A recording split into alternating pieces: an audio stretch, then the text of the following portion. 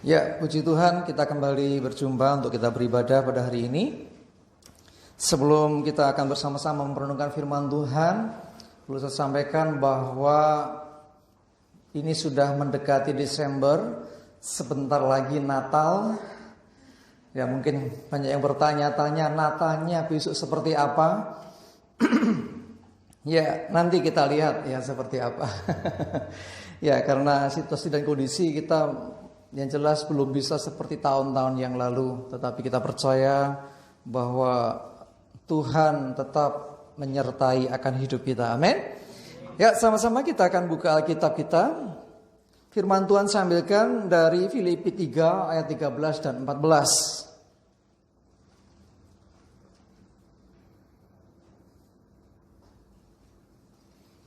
Filipi 3 ayat 13 dan 14 saya bacakan. Saudara-saudara, aku sendiri tidak menganggap bahwa aku telah menangkapnya, tetapi ini yang kulakukan.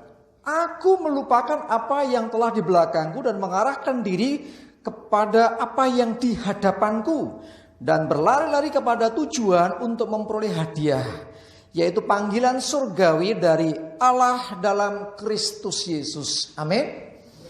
Ya, jemaat dikasih Tuhan, kalau kita memahami ayat ini, Rasul Paulus sedang mengatakan bahwa dia menganggap apa yang di belakangnya itu sudah tidak penting lagi.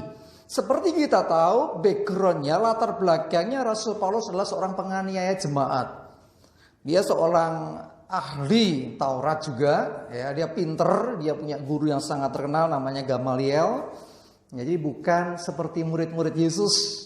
Ya, murid-murid Yesus kalau kita tahu diambil dari latar belakang yang sangat berbeda dengan Rasul Paulus. Tetapi apapun itu, Rasul Paulus menganggap bahwa apa yang di belakangnya dia lupakan. Aku melupakan apa yang di belakangku dan mengarahkan diri kepada apa yang di hadapan.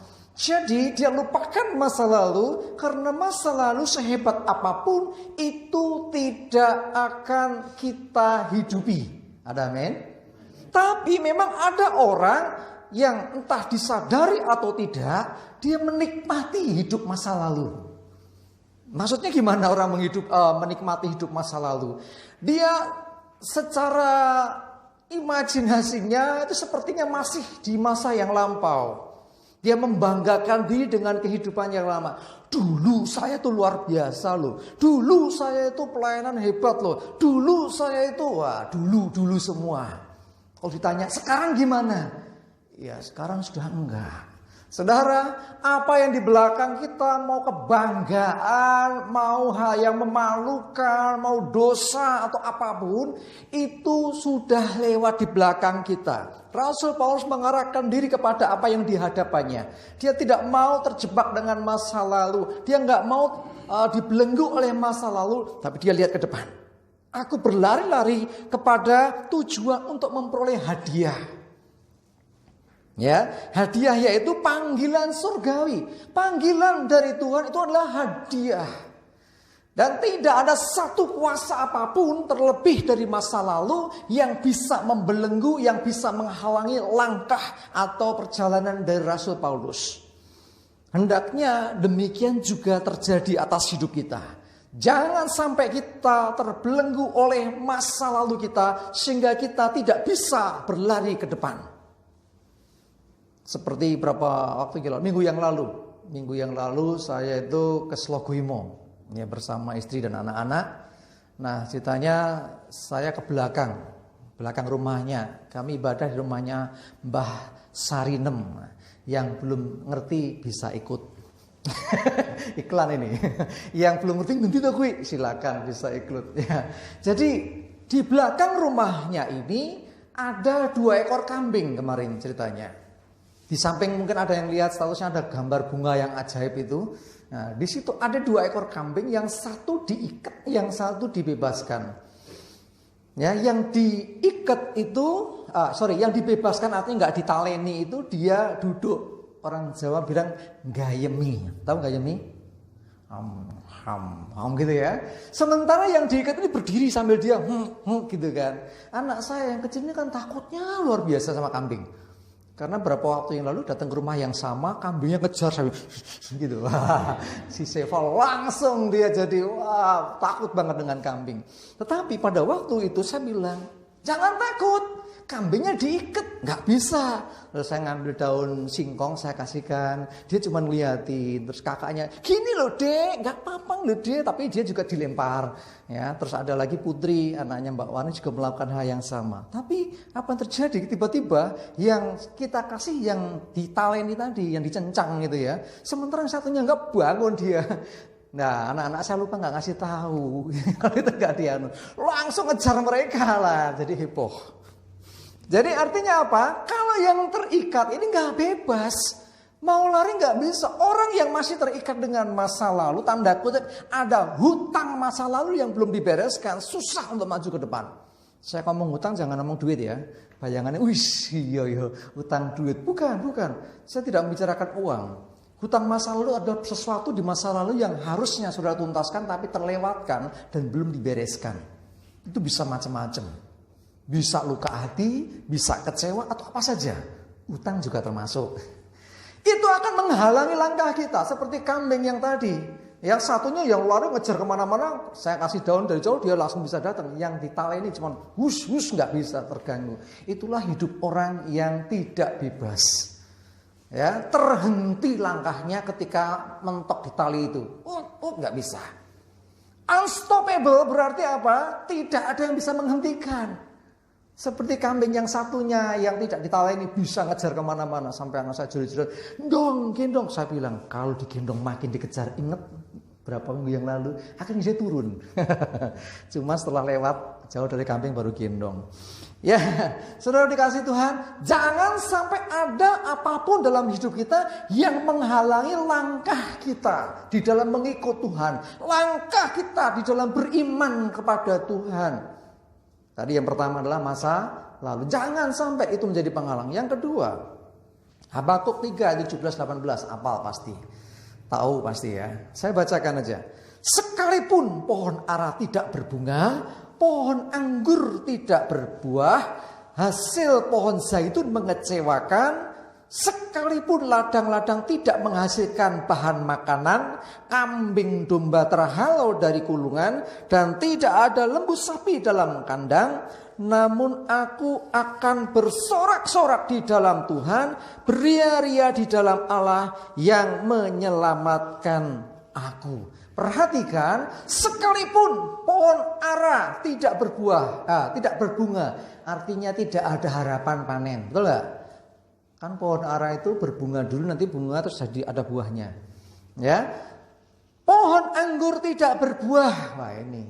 Di sana memang banyaknya pohon ara, pohon anggur. Makanya ayatnya bicaranya gini. Dia nggak ngomong sekalipun pohon mangga. Nggak ada pohon mangga di sana, jarang sekali. Ya, jadi jangan lihat pohonnya apa, tetapi lihat maksudnya. Ya. Pohon ara tidak berbunga, pohon anggur tidak berbuah, hasil pohon zaitun mengecewakan. Ada hasil sih, tapi mengecewakan. Sekalipun ladang-ladang tidak menghasilkan bahan makanan, ciloko bakal keluwe. Ya, ladangnya tidak menghasilkan gandum di sana. Terus kambing domba terhalau dari kurungan. Kambing domba yang biasa di kandang ke ora ono kandang, artinya terlepas semua. Gak ada lagi kambing domba. Tidak ada lembu sapi dalam kandang. Ente-entean toh. Sekalipun dompetku kempes, sampai gitu loh zaman sekarang mungkin. Ya. Terus dikatakan apa? Aku akan bersorak-sorak di dalam Tuhan. Aku akan beria-ria di dalam Allah yang menyelamatkan aku. Di dalam penerapan diri kita, sekalipun dompetku kempes, sekalipun rekeningku gak ada duitnya, sekalipun ora panen, sekalipun ini negatif semua ya. Ini dampak negatif pasti. Ya, sekalipun yang negatif itu datang atau kita alami dalam hidup kita, miliki tekad seperti ini. Aku akan bersorak-sorak dalam Tuhan. Jadi jangan sampai dompetmu dan isi kantongmu menjadi penghalang untuk engkau memuji Tuhan. Amin. Jangan sampai, ya, artinya apa yang Disebutkan tadi masalah-masalah tadi, mau dompet, mau rekening, mau apa saja nggak ada. Jangan sampai itu menghalangi kita untuk kita tetap datang kepada Tuhan, beria-ria di dalam Tuhan, bersorak-sorak di dalam Tuhan yang menyelamatkan aku. Artinya tetap percaya Tuhan pasti menyelamatkan aku. Sekalipun kantongnya kempes, aku percaya. Aku mau tetap bersorak-sorak dalam Tuhan. Sebab Dia yang menyelamatkan aku. Ini iman. Jangan sampai iman kita terganggu gara-gara itu. Amin. Jangan sampai iman kita terganggu karena kita gak punya apa-apa. Percayalah bahwa Tuhan pasti menyelamatkan kita. Ya, jadi yang pertama tadi, masa lalu jangan jadi penghalang kita maju. Yang kedua adalah situasi kondisi kita, termasuk perekonomian kita. Jangan sampai jadi penghalang untuk kita maju terus di dalam iman. Ya, sekalipun kesehatan gak ada, misalnya artinya dia sakit. Mau sakit sekalipun, mau ditinggalkan orang sekalipun, mau tanda kutip rugi sekalipun usahanya, sekalipun tidak ada penghasilan sama sekali. Jangan pernah itu semua membuat kita tidak bisa datang kepada Tuhan. Amin. Kalau kita datang kepada Tuhan karena berkatnya banyak, karena duitnya akeh, dompetnya kandel, baru datang ke Tuhan, sudah dikasih Tuhan, kebalik. Kenapa? Karena nanti motivasinya, oh nanti kalau saya sudah duitnya banyak saya mau datang ke Tuhan. Tuhan gak butuh. Masih ingat Saul ketika dia disuruh menumpas musuh tapi tidak ditumpas, disisakan lembu-lembu yang tambun, artinya dia mempersembahkan buat Tuhan lembu yang bagus. Firman-Nya berkata, apakah korban sembelihan, korban bakaran itu lebih daripada mendengarkan suara Tuhan? Loh, sampai gitu loh Tuhan bilangnya. Artinya semua yang kita punya juga datang dari Dia. Kenapa kita berpaut kepada hal itu? Jangan sampai. Kalau kita berpaut kepada harta karena gak punya, akhirnya kita gak bisa datang pada Tuhan. Dulu saya pernah dengar ada orang gak datang dulu sekali ke gereja, alasannya apa? Gak punya baju bagus. Dengar itu madek saya. Loh, kok harus nunggu bagus lah, temannya bagus-bagus semua. Itu teman saya remaja. Nggak punya baju bagus, mas sungkan aku, doa api-api, doa cantik-cantik, ganteng-ganteng, aku yang kecumut. Yang dilihat Tuhan bukan penampilan luarmu, tetapi manusia batinnya. Amin. Ya, karena itu jangan sampai terhalang. Sisi yang lainnya dari ayat yang sama kita bisa melihat, sekalipun pohon ara bunganya banyak, sekalipun pohon anggur buahnya banyak, sekalipun hasil pohon zaitun sungguh membanggakan, tidak mengecewakan, sekalipun kambing dombaku beranak pinak, sekalipun lembuku juga banyak, itu juga tidak akan mempengaruhi aku. Aku akan tetap beria-ria di dalam Tuhan. Amin. Ada orang saat tidak punya, dalam kondisi ekonominya pas-pasan, dia begitu bebas memuji Tuhan, menyembah Tuhan. Saat jadi pengusaha sukses, jadi bos, punya perusahaan, muji Tuhan. Dulunya yes, puji Tuhan, haleluya. Berikutnya diam saja, nyanyi saja. Yang lainnya nyanyi lip sync. Lip sync tahu? Lambene umi ranek suara nih. Itu lip sync. Jangan sampai itu terjadi atas hidup kita. Amin. Ya, karena itu sekali lagi intinya, apapun berkat yang Tuhan berikan, banyak, sedikit, gak ada sekalipun, jangan sampai itu jadi penghalang kita untuk menyembah Tuhan. Yang ketiga, coba lihat Daniel 3 ayat 17-18, sama ayatnya. Pasal ayatnya sama dengan yang tadi. Tadi di Habakuk, sekarang di Daniel. Daniel 3 ayat 17 dan 18 saya bacakan. Jika Allah kami yang kami puja sanggup melepaskan kami, maka Ia akan melepaskan kami dari perapian yang menyala-nyala itu dan dari dalam tanganmu ya Raja. Tetapi seandainya tidak, hendaklah Tuanku mengetahui ya Raja, bahwa kami tidak akan memuja dewa Tuanku dan tidak akan menyembah patung emas yang Tuanku dirikan itu. Maaf, terjemahannya mungkin agak sedikit berbeda dari beberapa terjemahan yang lain. Ada yang lain nanti sudah bisa cek. Intinya bukannya Tuhan tidak sanggup. Kesannya ini kan kalau Tuhan sanggup dia akan lepaskan, kalau nggak sanggup dia nggak lepaskan. Kesannya, padahal bukan gitu. Seandainya pun Tuhan mau melepaskan dia pasti akan lakukan. Tapi seandainya Tuhan tidak berkenan, nah ada kata-kata itu. Tuhan tidak berkenan melakukannya, bukan tidak sanggup loh ya. Tidak berkenan untuk melepaskan kami dari perapian yang menyala-nyala. Aku tidak akan menyembah kepada patung Tuanku itu. Jadi aku tetap akan menyembah Tuhan. Aku akan tetap menyembah kepada Allah yang kukena. Sekalipun ya dipaksa masuk ke perapian yang menyala-nyala. Ini nggak gampang. Ada begitu banyak saudara-saudara kita di tempat yang lain suruh menyangkal iman kalau mau selamat. Saudara dikasih Tuhan, hidup di dunia nggak seberapa lama. Bahkan minggu yang lalu atau di mana ya saya sampaikan, penderitaan di zaman ini tidak sebanding dengan kemuliaan yang Tuhan sediakan bagi kita. Amin. Penderitaan kita mungkin sudah merasa hidupku yang sengsara, penuh dengan penderitaan. Lagu itu. Sekalipun mengalami hal demikian, tidak sebanding dengan yang Tuhan siapkan nanti. Karena itu apapun yang terjadi jangan pernah menyangkal Tuhan. Jangan pernah saudara tanda kutip gadaikan cintamu ke Tuhan. Jangan sampai kau tanda kutip lagi jual Tuhan. Jual iman seperti Yudas Iskariot. Jangan sampai terjadi. Dikatakan sekalipun ya harus masuk ke perapian yang menyala-nyala. Mereka tidak takut. Karena mereka tahu, aku mengenal Tuhan. Inilah pentingnya orang Kristen mengalami yang namanya pengenalan akan Tuhan. Kalau kita nggak ngerti Tuhan, kita seperti apa? Kita akan jadi orang yang terombang-ambing, bingung. Ya wes lah, semua kan sama. Itu menurut manusia. Apa kata firman? Tidak. Ya, tidak ada jalan yang lain untuk bisa sampai kepada Bapa di surga kalau tidak melalui Tuhan Yesus. Titik.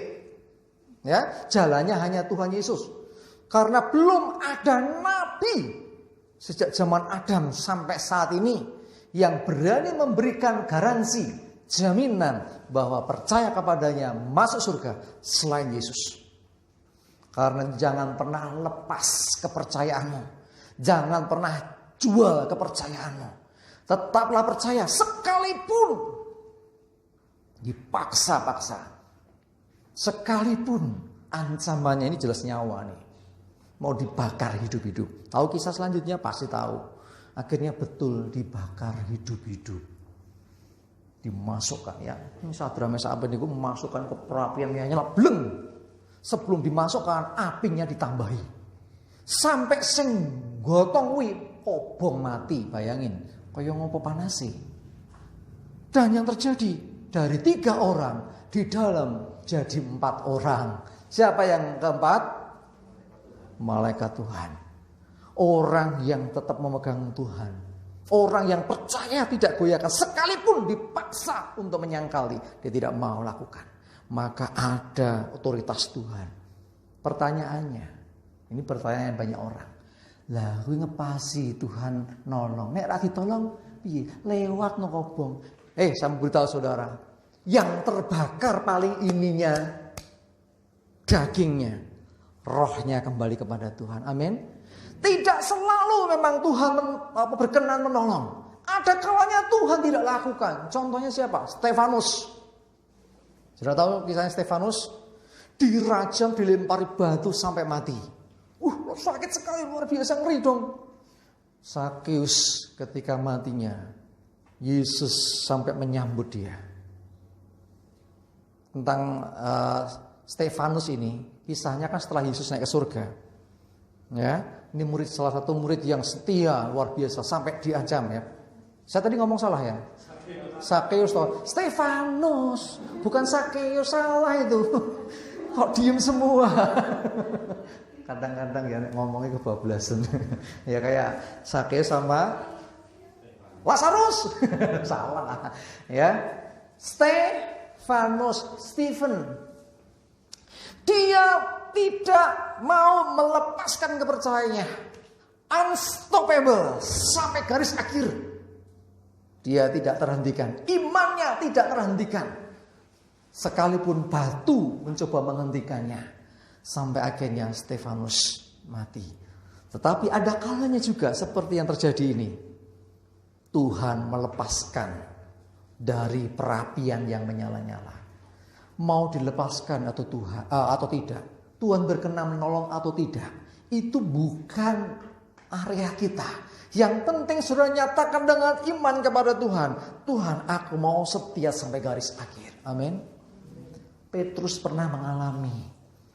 Dia ketakutan, akhirnya dia sangkal Yesus sampai 3 kali. Tetapi setelah Yesus bangkit kembali, menjumpai Petrus, dipulihkan. Apakah engkau mengasihi aku, Simon Petrus?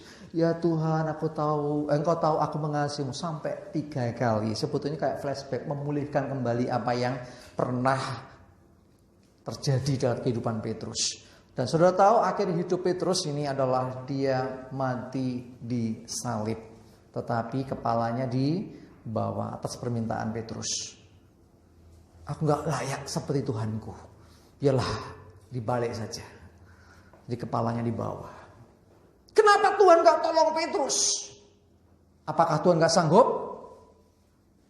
Tuhan sangat sanggup. Menghidupkan orang mati saja dia sanggup. Mati hidup lagi aja dia bisa kok. Sangat bisa. Kenapa Petrus gak ditolong? Kenapa Stefanus, betul ya sekarang ya, Stefanus tidak ditolong? Kenapa murid-murid Yesus, ya, kecuali Yohanes, itu semua mengalami kematian tanda kutip mengerikan. Ada yang digoreng, ada yang dipedang, macam-macam, nanti ngeri ceritanya. Tetapi apa yang terjadi? Mereka kenapa sampai seperti itu? Itu bukti iman. Kalau orang mengatakan Injilnya orang Kristen sudah dipalsukan, itu pembuktian. Kenapa kalau yang palsu sampai orang mau mati seperti itu? Orang mengatakan, oh Yesus bukan Tuhan. Mereka murid-murid Yesus yang menyaksikan Yesus Kristus Tuhan. Dan mereka membuktikan iman percaya dengan mati seperti itu. Dia percaya Yesus betul-betul juru selamat. Untuk itu dia siap, ya, sekalipun nyawa taruhannya, imannya tak terhentikan. Amin. Itu buktinya. Masa sih kalau untuk maaf nih, misalkan Yesus itu bohong-bohongan, kenapa untuk hal yang bohong sampai semua mau mati seperti itu? Yesus bukan bohong, dia benar. Sampai semua orang untuk demi Yesus, demi imannya kepada Tuhan Yesus, dia lakukan semuanya. Jemaat dikasih Tuhan, saya ingin tanamkan hari ini unstoppable. Kalau kemarin kita bicara sisi Tuhan, kalau Tuhan sudah berkehendak, oke jadi. Tuhan yang memulai, dia akan menyelesaikan sampai akhir, oke. Tuhan yang membawa Israel keluar dari Mesir menuntun, akhirnya sampai juga tanah perjanjian. Walaupun ada halangan, Tuhan pasti tolong. Sekarang dari sisi iman kita, Tuhan jelas tak terhentikan. Kalau Tuhan berkehendak, pasti terjadi. Pertanyaannya, bagaimana dengan iman kita kepada Tuhan? Adakah sesuatu yang bisa menghentikan masa lalu, penghidupan, ancaman, dan mungkin hal-hal yang lainnya lagi? Apakah ada sekiranya satu hal yang bisa menghentikan kita? Seharusnya kalau kita mengenal Tuhan kita, bahwa Dia menjamin akan kehidupan yang kekal buat setiap kita, maka saya yakin orang tidak akan mau dihentikan oleh apapun juga. Orang akan terus berlari kepada Tuhan. Orang akan terus berjuang mempertahankan imannya sampai garis akhir. Kalau dia tahu, andaikan kita diizinkan piknik ke surga. Piknik loh ya, piknik balik ini meneh. Nek piknik ke surga bablas ra mulih iku ra piknik. Piknik ke surga misalnya. Wah, kesempatan ini malaikat datang bawa kereta. Ayo orang-orang Jeva naik semua, kita mau refreshing lihat surga sebelum nanti kalian menetap di sana. Dikasih lihat surga. Saya yakin gak ada yang meninggalkan Tuhan. Mau diapakno to wis disogok. Tinggalkan Yesus. Sak gepok. Ini loh, 1M kurang 2M, mau berapa M? Wah, saya kalau udah melihat aslinya di sana seperti apa. Enggak, umpan, sorry, enggak butuh. Itu semua, harta sebanyak apapun tidak bisa membawa aku ke sana. Aku udah tahu indahnya. Oh, luar biasa kan? Mungkin banyak kesaksian orang-orang yang asasi izin Tuhan, dia mungkin mengalami pengalaman spiritual. Ya, pengalaman spiritual tiap orang beda-beda ya. Saya tidak mau menghakimi benar atau tidak, tetapi dari cerita yang disampaikan dicocokkan dengan kitab suci ada banyak hal. Kok serupa gitu ya? Ya, di sana itu katanya damainya luar biasa, tenangnya luar biasa. Gak pernah ada yang seperti itu di dunia. Oh, bayangkan, jenengan senengnya paling seneng pas ngopo? Katanya, pas ento opo atau pas kejadian apa? Saya tanya, ada? Mas Anggoro, kira-kira pas opo? Seneng banget. Bingung gak ya? Senengmu itu kan tidak mungkin bertahan selamanya, toh? Misalnya dapat hadiah gitu ya, 1M gitu, wah sampai beberapa hari seneng banget luar biasa. Tetapi setelah itu M hilang. Hilang juga senengnya, ya nggak usah hilang lah. Misalnya dapat hadiah sebuah sepeda motor, wah itu impianku dapat motor, senengnya luar biasa. Apakah selamanya akan seneng terus? Nanti mau keluar motor keluaran baru, yang baru-baru itu jadi lama akhirnya Tuhan pengen ganti yang baru. Artinya senengnya udah hilang. Tetapi kesenangan atau damai sejahtera, sukacita di sana tidak ada yang menyamai di dunia ini. Amin. Karena itu ayo saya mengajak kita semua setia sampai garis akhir. Ayo berjuang terus. Lupakan yang di belakang yang menghalangi langkahmu. Tinggalkan semua yang menjadi beban hidupmu. Melangkah maju dalam Tuhan. Melangkah maju Tuhan piye to? Ayo kejar perkenanan Tuhan. Hidup sesuai dengan firman Tuhan. Apa yang diajarkan Tuhan, apa yang disampaikan oleh Tuhan untuk kita kerjakan. Sekalipun kita nggak ngerti, taat saja. Loh. Kalau kita ngerti, ya akhirnya jadi baik, orang gampang untuk taat. Tapi iman tuh butuh sesuatu yang memang kita belum tahu. Iman adalah dasar dari segala sesuatu yang kita harapkan, kita pengini. Dan bukti dari segala sesuatu yang tidak kita lihat, mata belum melihat. Tetapi kita percaya. Kita belum pernah lihat Yesus secara langsung. Kita belum pernah lihat surga secara langsung. Tapi kita percaya toh, surga itu ada. Kita percaya Tuhan Yesus juga ada. Kita percaya kalau kita percaya Tuhan Yesus masuk surga. Loh, mungkin di itu pokoknya ngerti. Ya nggak ada yang tahu namanya iman kok. Nek sudah ngerti bukan iman lagi. Saya nggak perlu berkata saya mengimani Bapak Ibu Saudara, istri saya adalah Ibu Apita. Itu iman saya. Enggak, itu bukan iman. Lah wis nikah bojone kok. Betul nggak? Iman itu belum kejadian, belum terlihat, tetapi kita yakin itu ada. Amin. Nah, mari kita pegang iman kita, percaya kita kepada Tuhan, jangan goyah apapun yang terjadi. Ya, saya senang kalau kalian semua, anak-anak muda khususnya, punya komitmen. Saya pernah ikut itu komitmen semacam jambore anak muda. Mereka berkomitmen akan setia ikut Tuhan. Siapa yang ikut di Semarang berapa waktu yang lalu? Udah ya, itu saya nggak ikut sih yang itu. Saya udah lewat remaja masalahnya. Itu komitmen kami akan setia mengikut Tuhan sampai garis akhir. Ya. Kami akan menjadi saksi-saksi Tuhan. Oke? Amin. Siap? Setia sampai garis akhir? Oke, apapun yang terjadi, percayalah kalau kita setia, maka Tuhan akan menyertai hidup kita. Kita pasti bisa. Tidak ada yang bisa menghalang kita. Mempunyai komitmen, mempunyai janji di hadapan Tuhan. Aku mau setia sampai garis akhir. Dan tidak ada apapun juga yang bisa menghalanginya. Amin. Kita berdoa. Terima kasih Tuhan, kami bersyukur biar firman-Mu yang telah disampaikan Tuhan secara pribadi berbicara atas hati kami. Sehingga kami bisa menangkap pesan Tuhan bahwa Engkau Tuhan yang menjadi sumber penghidupan kami. Biarlah iman kami tak terhentikan oleh masa lalu kami, Iman kami tidak terhentikan oleh keadaan yang terjadi dalam hidup kami. Iman kami juga tidak terbatasi oleh karena tekanan ataupun ancaman yang terjadi. Kami mau setia sampai garis akhir. Kami mau terus berjalan maju. Dan kami tidak mau Tuhan, kami terhentikan oleh apapun juga dalam hidup kami. Karena yang Tuhan sediakan di depan kami sungguh melebihi apa yang bisa kami terima di dunia ini. Terima kasih Tuhan, Roh Kudus tolong kami untuk kami bisa menangkap pesan ini Tuhan. Untuk kami jadi orang-orang yang percaya, taat dan setia sampai garis akhir. Amba berdoa untuk seluruh jemaatmu, umatmu Tuhan. Baik yang hadir di ibadah ini ataupun yang juga pemirsa yang menyaksikan tayangan ini. Semua dijamah Tuhan, semua dilawat Tuhan. Imannya dibangkitkan, diteguhkan. Apapun yang terjadi, semua boleh sampai kepada garis akhir dan tetap setia.